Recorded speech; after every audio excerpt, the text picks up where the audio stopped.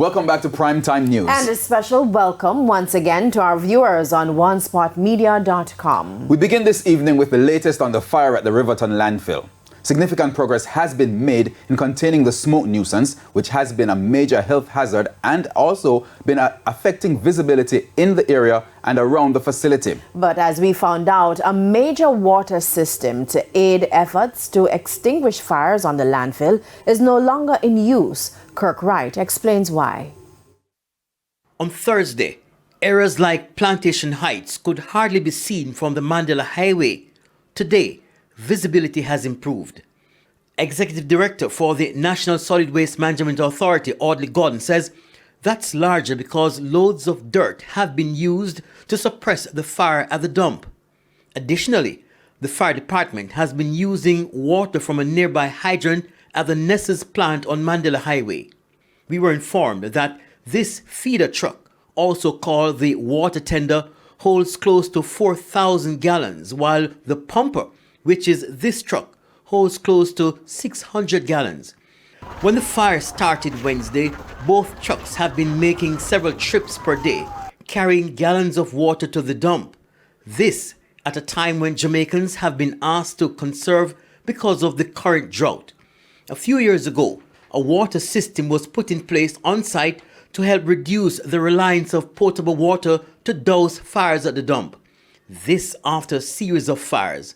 The water was to be sourced from the river that runs through the Riverton community and stored in this tank for when necessary. Our investigation has revealed that vandals scrapped the infrastructure. We put the issue to the NSWMA Executive Director. I have never seen it worked, and I've never seen it in operation at any of the fires that would have happened since I am there. He explains to control fires, there's a heavy reliance on topsoil instead of water.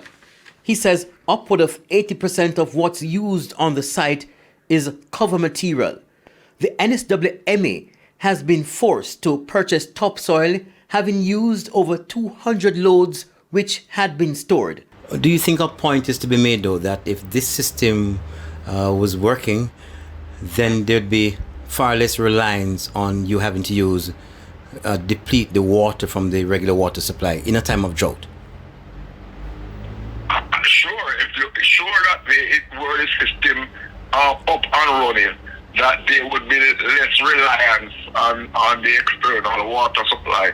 But in a case where you look at risk and trying to mitigate risk, the couple tanks of water, whatever tanks of water that would have been used to assist in this process it's worth it. Mr. Gordon was asked if there are plans to replace the water suppressant system. I would have to do and get the landfill people to do an assessment and to come back to me. Again, I say much is made about the system, but the need that we really have, the real need that we have, is to have adequate supply of material, cover material on the site. Kirk Wright, TVJ News.